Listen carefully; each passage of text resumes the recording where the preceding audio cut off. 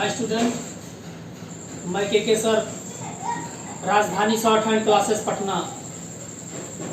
जैसा कि अभी पिछले क्लास में हम आप लोगों को ना के आंकड़े के बारे में बताए थे, अब उसके जस्ट बाद आता है रा का आंकड़ा। इस रूल्स को हम पढ़ लेंगे, जान लेंगे, प्रैक्टिस कर लेंगे तो हमारा अभ्यास एक्सरसाइज 31 बनेगा। तो आइए चलते हैं, देखते हैं हम क्या होता है रा का आंकड़ा, रा का हुक।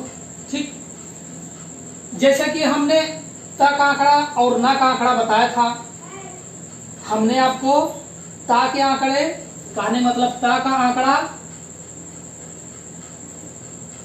और ना का आंकड़ा बताया था। इसमें एक चीज बताया था हमने कि अगर कोई व्यंजन कहने मतलब अगर कोई शब्द त से स्टार्ट हो तो त का आंकड़ा फेल रहेगा। यदि कोई शब्द न से, अगर ना का आंकड़ा की बात की जाए तो यदि कोई शब्द न से ही प्रयोग हो मतलब न से ही स्टार्ट हो तो ना का आंकड़ा उस जगह फेल रहेगा। कहने का मतलब अगर हमको तक लिखना हो तो तक का आंकड़ा नहीं लगेगा। न का अगर न की बात आई, जैसे न क हो गया तो ये न का आंकड़ा इसमें नहीं बन जाएगा। कहने का मतलब मेरे ये है कि तक आंकड़ा अगर देखें तो अगर कोई शब्द त से ही स्टार्ट हो तो त का आंकड़ा नहीं लगेगा। फिर तो मैं आपको बताता हूं, कहने का मेरा ये मतलब है कि स्टार्टिंग में, शुरुआत में ता का आंकड़ा फेल है। अगर ता का आंकड़े को देखा जाए तो लगाना हो, इसी तरह ना का आंकड़ा भी शुरू में शब्द आपको न से ही स्टार्ट हो तो शुरू में आपका ना का आंकड़ा नहीं लगेगा। कहाँ लगता था? बीच में और अंत में। अब हम आपको बता दें कि ना का आंकड़ा और ता का हुक, इसी तरह हुक की तरह ही हम रा का हुक बनाएंगे, रा का हुक देंगे। बस स्टूडेंट, इसमें क्या है,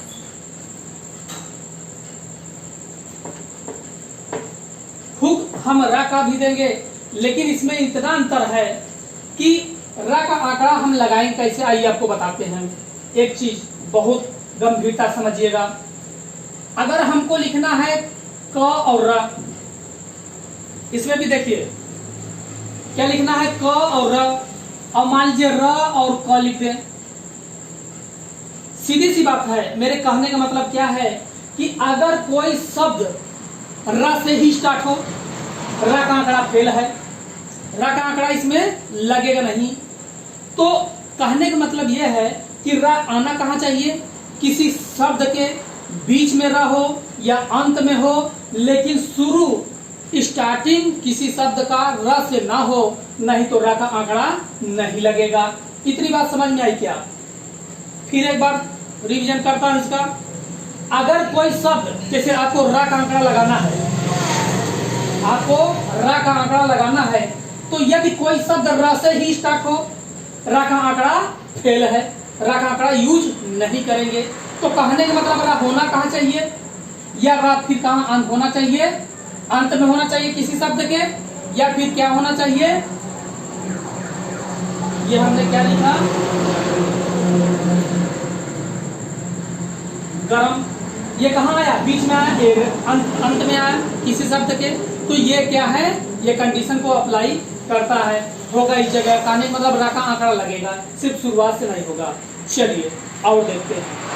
अब एक चीज और मोटे मोटे बताते हैं कि रा का आंकड़ा, थोड़ा ध्यान दीजिएगा, जिस शब्द के बाद पढ़ा जाता है, जिस व्यंजन के बाद रा पढ़ा जाएगा, जिस व्यंजन के बाद रा का आंकड़ा रा पढ़ा जाएगा, उस व्यंजन के ये पहले लगेगा। जिस व्यंजन के बाद ये पढ़ा जाएगा रा, उस व्यंजन के ये पहले रा का हुक लगेगा। कहने का मतलब अगर कर को अगर हम बनाए रा का आंकड़े के रूप में ना, तो पहले क्या होगा, एक हुक लगेगा और तब क बनेगा, पहले रा का हुक बनेगा और तब व्यंजन आगे बनेगा। जैसे गरम है तो गरम, तो ये रा का हुक पहले बनेगा तब ग बनेगा और तब म बनेगा। बात समझ में आई क्या? बात समझ में आ गई होगी। कहने का मतलब जिस व्यंजन के बाद र आएगा उस व्यंजन के पहले आंकड़े को बनाएंगे। एक हुक को त और न का आंकड़े की तरह ही हुक इसमें देंगे। र का आंकड़े के लिए आते हैं। अब हम आगे चलिए, अब हम क में देखते हैं। क्या देखते हैं? क वर्ग में देखते हैं, ठीक है ना। तो हमको अगर क में र का आंकड़ा लगाना है, जैसे मान लीजिए कर ही हुआ, अब क्या करें? र का हुक दें हम। र का क्या दें? हुक दें।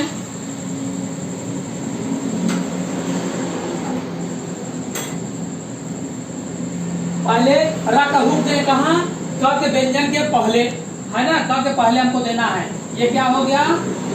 कर। तो ध्यान देना है, क में क वर्ग में अगर र का आंकड़ा लगाना हो तो कहाँ लगता है? भीतरी भाग में। कहाँ लगेगा? क वर्ग में र का आंकड़ा कहाँ लगेगा? भीतरी भाग में। अच्छा, ये क्या हो गया? कर हो गया। इसको हम और ढेर सारा पढ़ सकते हैं। क्या क्या पढ़ सकते हैं? इसको हम कर पढ़ेंगे ही, इसको हम कर भी पढ़ेंगे, इसको हम क्री भी पढ़ेंगे, इसको हम कर भी पढ़ेंगे। कर है ना। आधा र का यूज भी इसमें हम करेंगे। पूरा र भी है, आधा र का भी हम यूज करेंगे। इसी तरह आप क के साथ हमने लिख कर दिखा दिया। इसी तरह आप क्या करेंगे? ख, ग, घ सबके साथ यूज हो जाएगा। अब हम आते हैं जिस व्यंजन का डायरेक्शन डाउनवर्ड है, जिस व्यंजन का डायरेक्शन डाउनवर्ड है उन सारे व्यंजनों के साथ हम लगाते हैं। जैसे आपका च हुआ, ट हुआ और प हुआ। अब देखते हैं स्टूडेंट, हम आपको बता दें कि जिस व्यंजन का डायरेक्शन डाउनवर्ड होता है उस व्यंजन में हम र का आंकड़ा की अगर बात करें तो बाहरी भाग में लगाएंगे। कहाँ लगाएंगे? बाहरी भाग में लगाएंगे। बाहरी किधर है? Left side. ये क्या हुआ? जैसे हमको बनाना चर, है ना। ये क्या हुआ? च के साथ चर हो गया। इसी के साथ ये क्या क्या पढ़ेंगे? चर तो पढ़ेंगे ही, इसको हम चरा भी पढ़ते हैं, इसको हम चिरी भी पढ़ते हैं, इसको हम चर भी पढ़ेंगे, है ना। इसको हम फिर ये ट के साथ है, ये क्या हुआ? आपका टर हुआ। टर भी पढ़ेंगे, ट्र भी पढ़ेंगे, ट्री भी पढ़ेंगे और तर भी पढ़ेंगे। ये पर हुआ, है ना। क्या हुआ? लिख देते हैं। आपका ये हुआ पर हुआ, है ना। यहाँ पर देख रहे हैं र बाद में आया है, लेकिन ये लगा कहाँ? हूँ पहले लगा है ना। इसको त और ना का आंकड़ा मत समझिएगा। हमने पहले ही बता दिया है किसी व्यंजन के पहले स्थान पर शुरुआत में त का आंकड़ा और ना का आंकड़ा नहीं लगता है। शुरू में आए दिखे तो समझ लीजिए क्या है? रा का आंकड़ा है। इसको क्या क्या पढ़ेंगे? पर, प्र, प्री और पर। कितना पढ़ेंगे? आइए, इतना तो आपको हमें आशा है कि आप लोगों को कितना समझ में आ गया होगा। आइए यहीं पर हम एक एक शब्द बनाते हैं, का निर्माण करते हैं। ठीक, हमको क्या लिखना है? ये क्या लिखा है? ये क्या लिखा है? आप सीधा कहेंगे करम, गरम, है ना। यहाँ से देखें तो कर प्लस म, या फिर कहें कर भी पढ़ सकते हैं। कर मतलब कर भी पढ़ सकते हैं, क्र म। ये क्री भी पढ़ सकते हैं, क्री म। ये पढ़ सकते हैं कर, इतना कर भी पढ़ेंगे, म हो गया कर्म। अब आपका जैसा सेंटेंस हो, जो सेंटेंस के भाव के हिसाब से आपको पकड़ लेना है, बस इतना जानकारी रखना है। इसको हम क्रम भी पढ़ सकते हैं, कर्म भी पढ़ सकते हैं, क्रीम भी पढ़ सकते हैं और कर्म भी पढ़ सकते हैं, है ना। इतना पढ़ सकते हैं। जैसे एक सेंटेंस मिला, आपका ठीक नहीं है, आपका कर्म ठीक नहीं है। अब ऐसा थोड़ी नहीं है कि इसको गर्म पढ़ लेंगे, कर्म क्रीम पढ़ लेंगे, आपका क्रीम है। जैसे जो सेंटेंस का भाव आएगा उस हिसाब से हम शब्द को पकड़ लेंगे क्या है। जैसे मान लीजिए दूध वाले के यहाँ गए और उसके यहाँ से क्रीम ले रहे हैं, तो आप क्या कहेंगे? आपका क्रीम ठीक नहीं है। इस जगह से क्या आ जाएगा? क्री और मा आ जाएगा। इसी तरह ये क्या हो गया? चरखा। ये क्या हो गया? जर्मन, क्या हो गया जर्मन। ये क्या हो गया ट्रक, ये क्या हो गया ड्रम, ये हो गया पर्वत, ये हो गया प्रकट, ये हो गया क्या हो गया प्रकोप, क्या हो गया प्रकोप। अब स्टूडेंट हमें ऐसा है कि आपको इतना समझ में आ गया होगा। अब हम चलते हैं आगे की ओर। तो एक चीज हम आपको बता दें, हमने अभी र का आंकड़ा यूज करना आपको बताया है, किसका क वर्ग में, जैसे कम बना है उसे क ख ग घ सब में बना सकते हैं, इसी तरह बनेगा। और बताया किसमें च वर्ग में, कहने मतलब जिस व्यंजन का डायरेक्शन डाउनवर्ड होता था कर वाली लाइन को छोड़ करके, च में आया, ट में आया, प में आया, इनमें हमने र का आंकड़ा बता दिया। अब आपके दिमाग में आ रहा है कौन बचा है, कर वाली लाइन और प्लस जिस व्यंजन का डायरेक्शन अपवर्ड की ओर होता है। तो स्टूडेंट हम आपको ध्यान बता दें कि जिन व्यंजन का डायरेक्शन अपवर्ड की ओर होता है, कहने मतलब र का आंकड़ा ये यूज नहीं होगा।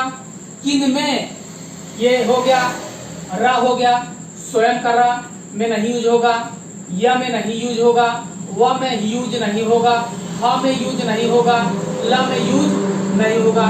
इन सारे व्यंजनों के साथ र का आंकड़ा का प्रयोग नहीं हो सकता है, ये स्वयं अपने में ही मुड़े चुड़े रहते हैं। अब भाई हमको यह लिखना है, हर लिखना है, तो बताइए यह ऐसे बनता ही है, इसमें र का आंकड़ा कहाँ लगाएंगे हम, हर ऐसे बना ही है, बताइए इसमें र का आंकड़ा हम कहाँ लगाएंगे, कैसे मोड़ेंगे, तो इसमें सब बनेगा ही नहीं, ठीक है ना।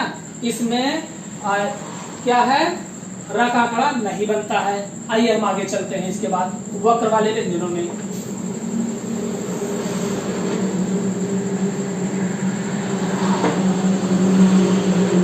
अब स्टूडेंट हम आपको बताने चल रहे हैं वक्र वाले व्यंजनों में र का आंकड़ा, ठीक है ना। तो कौन कौन सा आया, त आया, म आया, न आया और स आया, ठीक।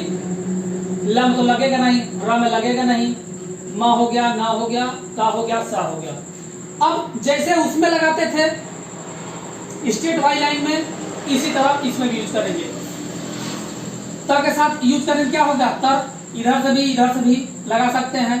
ये हो गया, क्या हो गया मर हो गया, ये क्या हो गया नर हो गया, ये सर हो गया और ये सर हो गया। इसको जैसे उसमें पढ़ते तो उसमें इसमें भी पढ़ेंगे। ये क्या पढ़ेंगे तर, त्र, त्रि, तर, ये क्या करेंगे मर, म्र, मृ, मर, ये क्या हो गया नर, नर, नृ, नर, ये क्या हो गया सर, स्र, श्री, सर, है ना। अब इन पर एक एक वर्ड बनाते हैं ताकि आपको अभ्यास बनाने में या समझने में आसानी हो। इसमें बनाते हैं, जैसे हमको लिखना है तरबूज, क्या हो गया तरबूज, ये हो गया आपका तरकस, है ना। ये हो गया मरकट, ये हो गया मर्दाना, न में लगाए नर्मदा, है ना। ये हो गया आपका सरपट, ये हो गया श्रम, क्या हो गया श्रम। कितना पढ़ेंगे ना, इसमें से कितना चीज पढ़ सकते हैं, इसको कितना चीज पढ़ सकते हैं। सेंटेंस हिसाब से हम शब्द को जान लेंगे कि शब्द का सेंटेंस का भाव क्या कर रहा है, इस जगह कौन सा शब्द बनेगा, है ना। श्रम हो गया। इसी तरह ये क्या हो गया सर प्लस मन, इसको देखिए सर मन पढ़ सकते हैं, श्र मन पढ़ सकते हैं, श्रीमान मन पढ़ सकते हैं।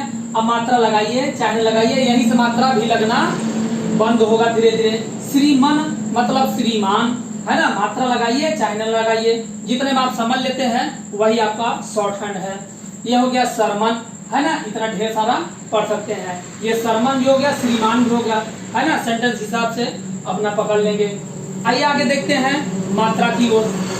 इतना समझ में आ गया होगा, ठीक।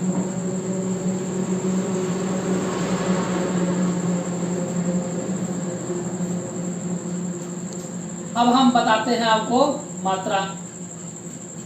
अब हमको मात्रा लगाना है। जैसे हमको लिखना है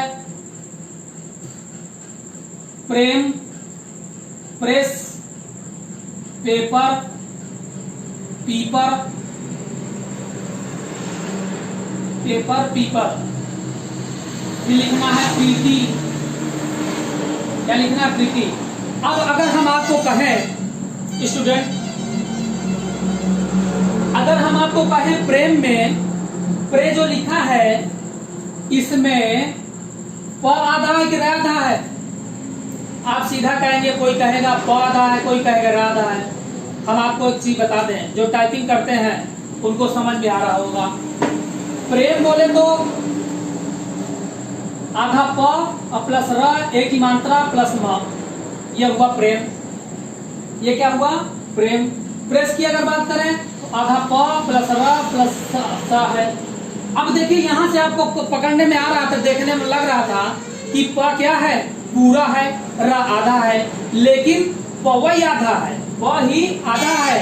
ये मात्रा प में न लग करके रा में लगी है, ये इसका टूटा हुआ भाग है, इसी से ये बना है। पेपर, पेपर हो गया, इसी तरह बनेगा। अब प्रीति में देख लें, प्रीति में आधा प है, र ई की मात्रा और त ई की मात्रा, ये है इसका टुकड़ा। छेद करके देखेंगे तो आइए देखते हैं। अब देखिए यहाँ से क्या है? प और र का कॉम्बिनेशन बना। प और र के, प कहाँ? किसी व्यंजन के बाद ना है र, बीच में न पड़ा है शब्द के, तो र का आंकड़ा बनेगा। जिस व्यंजन के बाद आया है उस व्यंजन के पहले र का आंकड़ा बनेगा। जैसे अभी पहले ही हम आप लोगों को बताए हैं। तो ये र का यूज होगा ना, किसी व्यंजन के बाद आया, प के बाद आया है तो प के पहले बनेगा। जिस व्यंजन का डायरेक्शन, प का डायरेक्शन कहाँ होता है? डाउनवर्ड होता है, तो कहाँ बनेगा? लेफ्ट साइड में। कहने मतलब बाहरी में, अभी हमने बताया था। तो क्या बनेगा? प र और प्लस म, यही ना हुआ? प र बनाएंगे, प र और प्लस म हो गया। अब स्टूडेंट एक चीज हम आपको बता दें, ये किस पर मात्रा है? र पर है ना? ये मात्रा किस पर है? र पर है। ध्यान देना है, ये मात्रा किसकी है? र की मात्रा है। तो अगर र पर अगर मात्रा आएगी, कहने मतलब इसकी मात्रा आएगी र की, तो कहाँ बनेगा? जिस व्यंजन में आंकड़ा बना है उस व्यंजन के भीतरी भाग में जाएगी। कहाँ जाएगी? भीतरी भाग में जाएगी, ठीक है ना? इसी तरह प्रेस में प र लिखिए और प्लस स लिखिए। र में एक ही मात्रा है तो कहाँ जाएगी? प के भीतरी भाग में, जिस स्थान को उस स्थान पर ठोक देंगे। अब आगे आया पेपर। पेपर में क्या है? प है, प र है, इसका कॉम्बिनेशन बना प र का, तो ही प एक ठोक प बना दिए और दूसरा प र इसी पर जोड़ दिए। अभी प में एक ही मात्रा, प में एक ही मात्रा लगा दीजिए। ई प में एक ही मात्रा है, प में एक ही मात्रा लगा दीजिए, प्लस प र जोड़ दिए, पे और प्लस प र, पे और प र। पीपर लिखना हो तो प पहले लिखिए और ई प र का कॉम्बिनेशन न बन रहा है, प के बाद में आ रहा है र, तो इसका अपना जोड़ा बना लेंगे। तो प लिखिए प्लस प र लिख दिए। प में थर्ड स्थान की मात्रा, अब ध्यान देना है ना? जिस व्यंजन में थर्ड स्थान की मात्रा हो, र का आंकड़े में विशेष है मात्रा लगाने का। अब हम पुराना याद रखेंगे, जैसे अभ्यास 10, 11, 9, 9, 8, 9 बनाए थे, वहां से हम पकड़ेंगे इसको। क्या पकड़ेंगे? जिस व्यंजन, देखिए र पर मात्रा तो है नहीं, तो प व्यंजन पर मात्रा है, तो जिस व्यंजन पर मात्रा आएगी जिस थर्ड स्थान की, उसके बाद वाले व्यंजन के बाहरी भाग के थर्ड में जाएगी। ई वाले प पर थर्ड स्थान की मात्रा है, आगे वाले प के बाहरी भाग के थर्ड स्थान पे जाएगी मात्रा। बात समझ में आई क्या? क्या हुआ? पी पर प में थर्ड स्थान की मात्रा है ना, अभी पढ़े थे ना अभ्यास 10, 11 में, किसी व्यंजन पर थर्ड स्थान की मात्रा है तो मात्रा उस व्यंजन पर न लगा के उसके बाद वाले व्यंजन के बाहरी भाग के तीसरे स्थान पर लगाते हैं। तो हमने यही काम किया, प में व्यंजन में थर्ड स्थान की मात्रा ही है, आगे वाले व्यंजन के बाहरी भाग के थर्ड में लगाया है। ये आंकड़ा भी क्रॉस कर जाएगा इसमें रखा आंकड़े का। अब प्रीति में है परा का कॉम्बिनेशन बना, परा का कॉम्बिनेशन बना, परा का हमने कॉम्बिनेशन बना दिया परा। अब प्लस क्या है? क है। र में थर्ड स्थान की मात्रा, रा में थर्ड स्थान की मात्रा है, तो लगना तो यहाँ चाहिए। जैसे अभी लगाए हैं, जिस व्यंजन में अगर र के व्यंजन में र में अगर मात्रा कोई आएगी तो कहाँ बनेगा? जिस व्यंजन में र का आंकड़ा लगा है उसी व्यंजन के भीतरी भाग में। तो अब कहने का मतलब यहाँ लगना चाहिए था, लेकिन थर्ड का है, यहाँ ना बन करके कहाँ जाएगा? यहाँ जाएगा। आगे वाले व्यंजन के बाहरी भाग के थर्ड में जाएगा। अब टी है, हमने टी लगा दिया। एक बार प्रीति और समझिए, हमने पौरा बनाया और ता लिखा।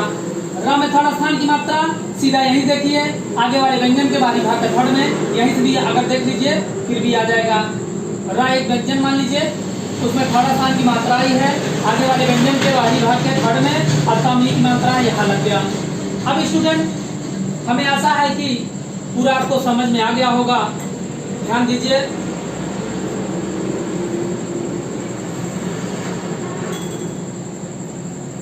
और आपका र का आंकड़ा यही खत्म होता है।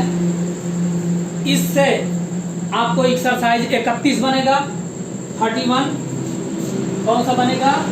अभ्यास 31 बनेगा।